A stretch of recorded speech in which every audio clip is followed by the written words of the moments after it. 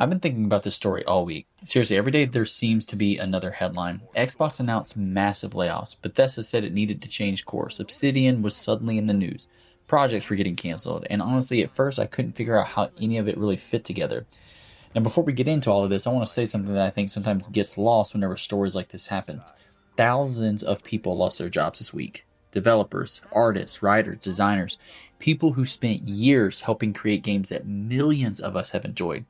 That part of the story genuinely sucks, and there's no way to, sugarcoat it. These aren't just names on a spreadsheet. They are real people, and I really hope every one of them lands somewhere they can keep making great games. Okay, but after reading Xbox's statement, Bethesda's statement, and just about every article I could find this week, I kept coming back to one question. What does all of this actually mean for Bethesda? Because the more I looked into it, the more I realized this wasn't just one story. It wasn't just layoffs. It wasn't just Bethesda. It wasn't just Obsidian. It felt like Xbox was making a much bigger decision about the future of Bethesda and maybe even Xbox's RPG strategy as a whole. The headlines were about layoffs. I think the bigger story is about the future of Bethesda. So let's see if we can connect the dots. Okay, so what actually happened? Because if you weren't glued to gaming news this week, I don't blame you. Although it was pretty hard not to pay attention to it because it was all over the place if you weren't watching the World Cup. It was just one of those weeks where every time you opened Twitter, Reddit, or YouTube, there was another headline. And it started with Xbox announcing one of the biggest restructurings in the company's history. Thousands of employees were laid off across Microsoft's gaming division.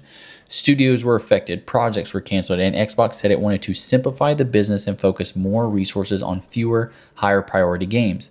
Then Bethesda released a message of its own. The phrase that immediately stood out to me was, change course. Bethesda said it needed to focus on the games with the greatest potential. And that caught my attention because that doesn't sound like a studio making a few small adjustments. That sounds like a studio that's being asked to rethink its future. And the news didn't stop there. Reports continued to come out about changes across Bethesda Studios. Obsidian was also hit by the restructuring. Projects that people had been excited about were suddenly uncertain. At this point, my browser had so many tabs open that Chrome was basically asking if I was okay. But somewhere in the middle of all of that, something sort of clicked. I stopped looking at these as 5 different stories and started wondering if they were all pieces of the same strategy. Because if Xbox is asking Bethesda to change course while restructuring multiple RPG studios at the same time, then maybe the bigger story isn't the layoffs themselves. Maybe the bigger story is where Xbox wants Bethesda to go from here. And that's where I think this gets really, really interesting. Okay, so this is where I really want to be clear. Everything up to this point has been the news. From here on out, this is just my interpretation of everything that happened this week. When I took a step back, I stopped asking why Xbox laid people off and started asking, what is Xbox trying to accomplish? Because if you look at all of these decisions together, they all seem to point in the same direction. Xbox isn't trying to make more games. It seems like it's trying to make fewer games and make those games much bigger. There's a lot more focus on their larger IPs. So think about it. Bethesda talks about changing course. Xbox talks about focusing on fewer priorities. Studios are being reorganized. Resources are being shifted. Those don't feel like random decisions. They're definitely part of this one big strategy. And honestly, I understand why. Game development has never been more expensive than it is now, and the consumers are feeling that on a ridiculous level. AAA games take 5, sometimes 7, sometimes apparently the rest of my lifetime because, Elder Scrolls 6 still isn't out. It takes that long for them to come out. Seriously. Elder Scrolls 6 has been in development for so long. Some of you have probably gone from playing Skyrim after school to explaining Skyrim to your kids. I know for me personally, I've literally graduated college twice. By the way, I've graduated college twice. I've met my wife and have married her. I've had a child. It's crazy. It's crazy. So anyways, so if you're Xbox and you're spending billions of dollars, maybe you decide it's better to go all in on the franchises people already love, like Elder Scrolls, like Fallout, like Doom, instead of trying to build 10 different things at once. Now, whether that's the right decision, that's where things I think get kind of interesting because focusing your studios can absolutely lead to better games, more developers, more time, more resources. But there's also another side to that. Sometimes the best ideas are the ones nobody expected. And if every studio is only focused on its biggest franchise, well, you got to wonder what ideas never get the chance to exist. That's the question I've been thinking about all week. Not whether Xbox should change Bethesda, but whether it can reshape Bethesda without losing the creativity that made people fall in love with the studio in the first place. Because if Xbox does get this right, I think the next decade could be incredible. But if it gets it wrong, we are all going to feel it. We're already kind of feeling it now. It is a tumultuous season, and I'm just curious of what's going to happen next. So I don't know, is Xbox making the right bet? Well, I don't know. Honestly, I think it's a fair question. Because if you're looking at this purely as a business, I can understand the logic. Games are taking longer to make. Budgets keep getting bigger. Players expect more than ever. And then when one game can cost hundreds of millions of dollars to develop, every decision does carry a lot more risk. So focusing your biggest studios on your biggest franchises, I mean, it makes sense, but at least on paper. But gaming has never been just about the spreadsheet, y'all. And we know this as gamers. Some of the greatest games ever made weren't safe bets. They were risks.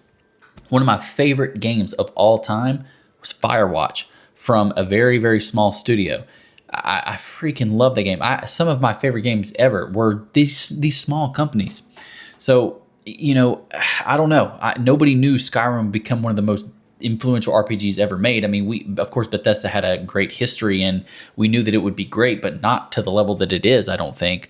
Nobody knew Fallout would become one of the biggest franchises in gaming back when it originally started. Of course, no one ever predicted that.